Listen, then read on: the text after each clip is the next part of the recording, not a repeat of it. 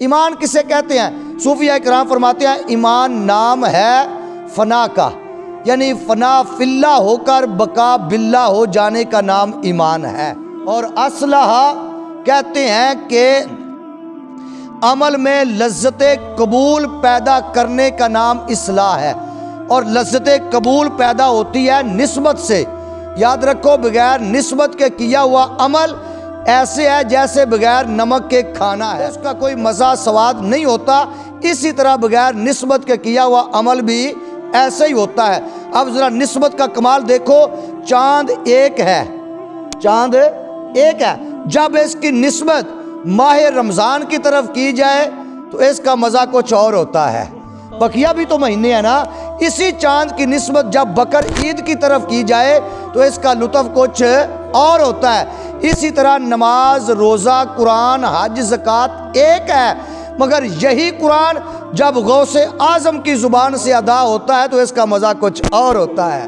جب بابا فرید الدین گنجے شکر کی زبان سے نکلتا ہے تو اس کا اثر کچھ اور ہوتا ہے۔ جیسے وہ ایک آدمی آپ کے پاس گیا نا، حضور بڑے غریب ہے کچھ کیجئے، تو آپ نے فرمایا جا مٹی کا ڈھیلا لے کے آ، وہ لے کے آیا، سورہ فاتحہ پڑھی، دم کیا، وہ سونا بن گیا۔ اس نے کہا یہ تو بڑا آسان کام ہے۔ رات کو بیوی کو ساتھ لیا، اپنے سامنے ایک بڑے برتن میں ایک نہیں دو نہیں پورا مٹی کا بھر کے وہ ڈھیلو کا برتن اپنے سامنے رکھ لیا اور سورہ فاتحہ پڑھنا شروع کر دی۔ سورہ فاتحہ پڑھ کے پھونک مارا، وہ مٹی کی مٹی، سورہ بقرہ پڑھی، پھونک مارا، وہ مٹی کی مٹی، آل عمران پڑھی، پھر بھی وہ مٹی، سورہ نساء پڑھی، پھر بھی وہ مٹی، سارا قرآن پڑھ دیا لیکن وہ سونا نہیں بنا۔ صبح ہوئی، بابے فرید کی بارگاہ میں پہنچا، حضور کیا بات ہے، آپ نے صرف سورہ فاتحہ پڑھ کے دم کیا تو وہ سونا بن گیا، میں نے پورا قرآن پڑھ دیا ہے تو وہ مٹی کی مٹی ہے۔ آپ نے فرمایا بات تیری ٹھیک ہے، کلام ربانی ہے، مگر زبان تو فریدانی نہیں ہے نا۔ کلام ربانی کے ساتھ زبان بھی فریدانی ہونی چاہیے۔ جب نسبت ہو جائے تو پھر دیکھو عمل کیسے خدا کی قسم وہ قبول ہوتا ہے۔ اس لیے کہ اصلاح نام ہی یہ ہے کہ عمل میں قبولیت لذت جو ہے وہ پیدا کرے، اور وہ نسبت کے ساتھ ہوتی ہے عمل میں جو قبولیت ہوتی ہے۔ تو انبیاء کرام علیہ الصلوۃ والسلام جو ہوتے ہیں نا، وہ نورانی بجلی کا ایک ایسا پاور اور کرنٹ ہوتے ہیں۔ غور سے بات کو ذرا سننا، انبیاء کرام علیہ الصلوۃ والسلام نورانی بجلی کا پاور اور کرنٹ ہوتے ہیں۔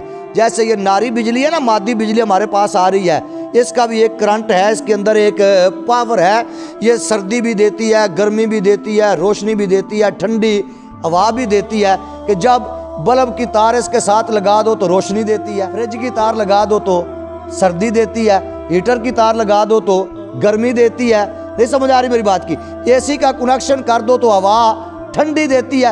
اگر اس کے اوپر ہاتھ ڈال دو، چاہے بادشاہ ہو، چاہے گدا ہو، چاہے امیر ہو، چاہے غریب ہو، چاہے فقیر ہو، چاہے مسکین ہو، کوئی بھی ہو، بجلی کے ننگے تار پہ ہاتھ ڈال دے تو وہ تباہ و برباد کر دیتی ہے، اس کو لقمہ موت بنا دیتی ہے، موت کے منہ میں ڈال دیتی ہے۔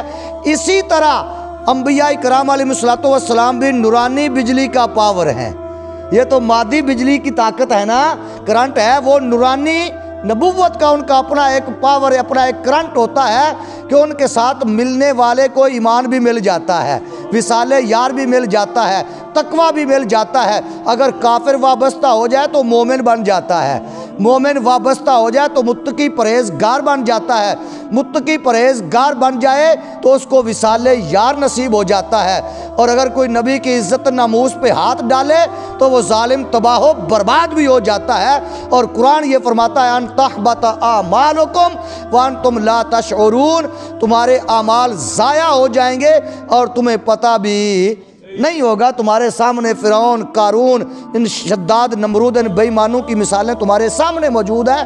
انہوں نے انبیاء کرام علیہ الصلوۃ والسلام کی مخالفت کی، ان کی نافرمانی کی، تو ان کا حشر کیا ہو گیا؟ اس لیے رب لم یزل نے اس آیا مبارکہ میں انبیاء کرام علیہ الصلوۃ والسلام کے ساتھ اٹیچ رہنے کا، ان کے ساتھ محبت کرنے کا حکم دیا۔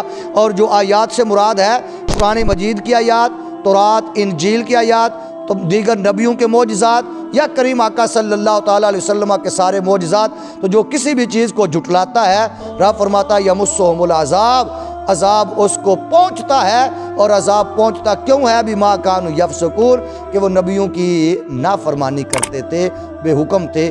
اللہ تعالی ہم سب کو قرآن کو سمجھ کر عمل کی توفیق عطا فرمائے۔